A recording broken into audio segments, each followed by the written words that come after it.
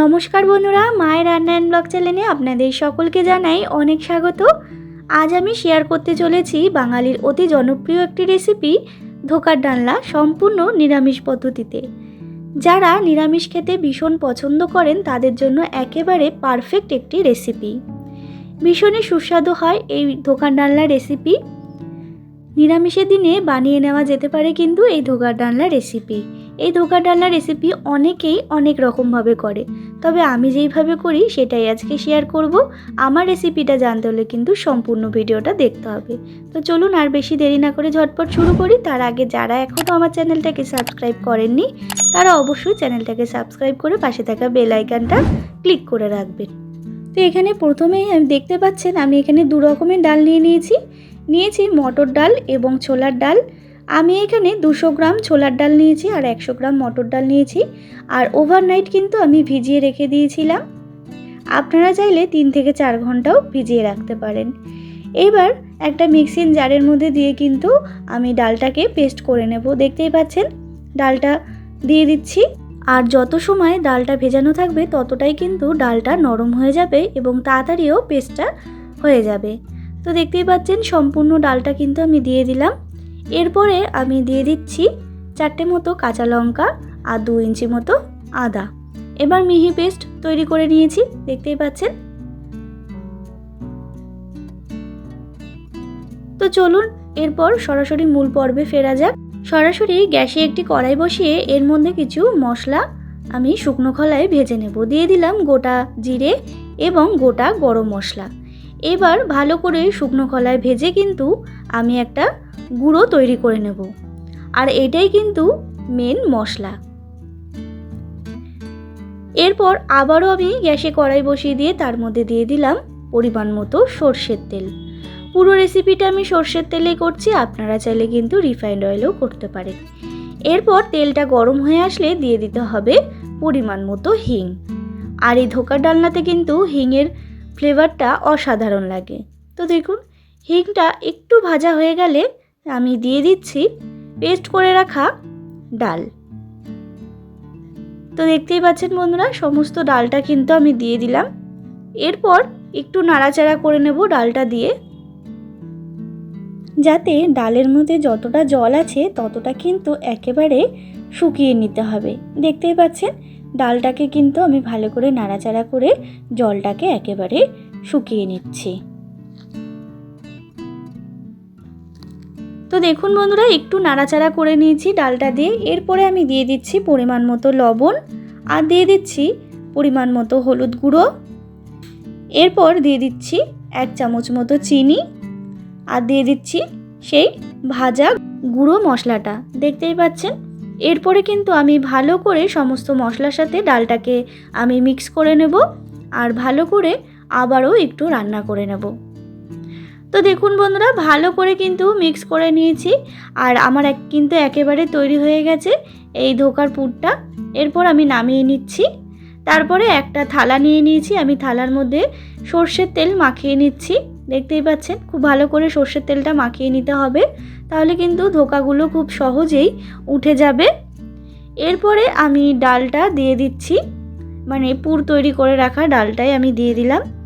এরপর ভালো করে কিন্তু হাত দিয়ে চেপে চেপে আমি পুরো প্লেন করে দেব।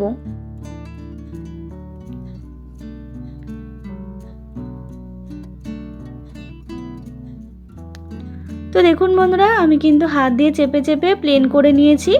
এরপরে একটা ছুরির সাহায্যে কিন্তু আমি নিজের মতো শেপ দিয়ে নিচ্ছি। আপনারা সবাই জানেন ধোকার কীরকম শেপ হয়, আপনারা চাইলে চৌকো কিংবা বরফির আকারেও দিতে পারেন, তবে আমি এইভাবে দিচ্ছি।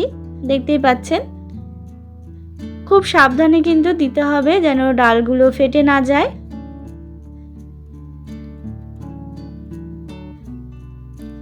তো দেখুন বন্ধুরা খুব সাবধানে কিন্তু উঠিয়ে নিতে হবে।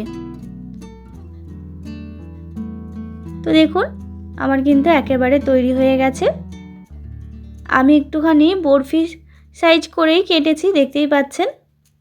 আপনারা চাইলে কিন্তু একটু ছোট সাইজ করেও কাটতে পারেন। তো দেখুন বন্ধুরা আমি কিন্তু তৈরি করে নিয়েছি। এইভাবে কিন্তু আমি সমস্ত ধোকাগুলো কেটে নিয়েছি, দেখতেই পাচ্ছেন। আমি আমার মতো শেপ দিয়েছি। আপনারা চাইলে আপনাদের মনের মতো শেপ দিয়ে নিতে পারেন।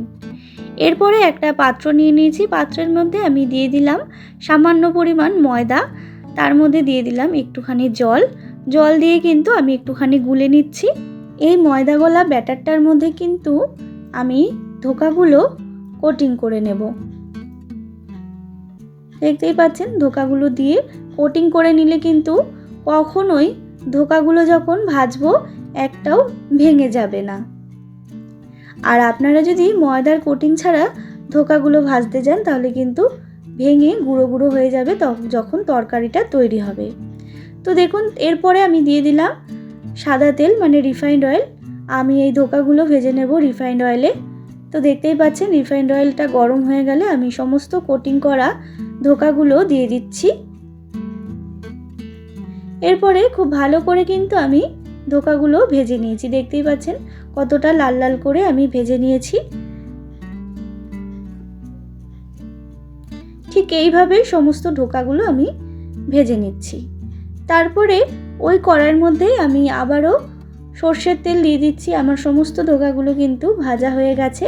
তারপরে সর্ষের তেলটা গরম হয়ে গেলে আমি দিয়ে দিচ্ছি এখানে গোটা জিরে এবং গোটা গরম মশলা আর একটা তেজপাতা ফোড়নের জন্য। ফোড়নটা একটু চড়বড় করে আসলে দিয়ে দিতে হবে কেটে রাখা আলু। আমি এখানে আলু ব্যবহার করছি, আপনারা চাইলে আলুটা নাও ব্যবহার করতে পারেন। এরপর আলুটাকে একটু হালকা করে ভেজে নিয়েছি। তারপরে দিয়ে দিচ্ছি আমি এখানে জিরে গুঁড়ো। আমি জিরে গুঁড়োটাকে একটু জলে গুলে রেখেছিলাম, তাতে কিন্তু জিরেটা কড়াইতে দেওয়ার সময় কখনোই পুড়ে যায় না আর মশলাটা কষাতেও খুব সহজ হয়।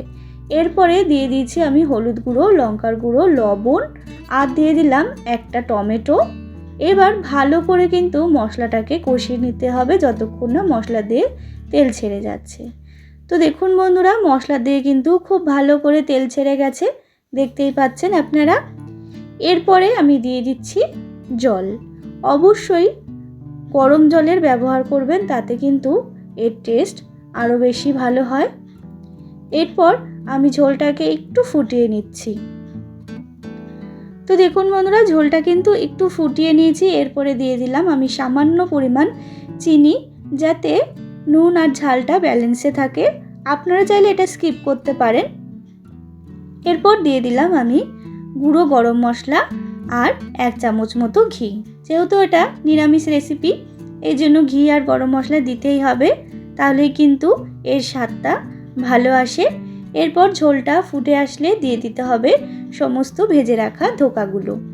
আর ধোকাগুলো দিয়ে একটু ফুটিয়ে নিলেই কিন্তু রেডি হয়ে যাবে এই ধোকার ডালনার রেসিপি।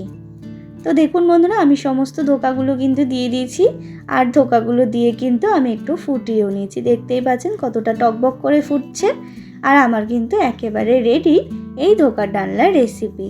তো চলুন এরপর গরম গরম ভাতের সাথে সার্ভ করে দিন এই ধোকার ডালনার রেসিপি।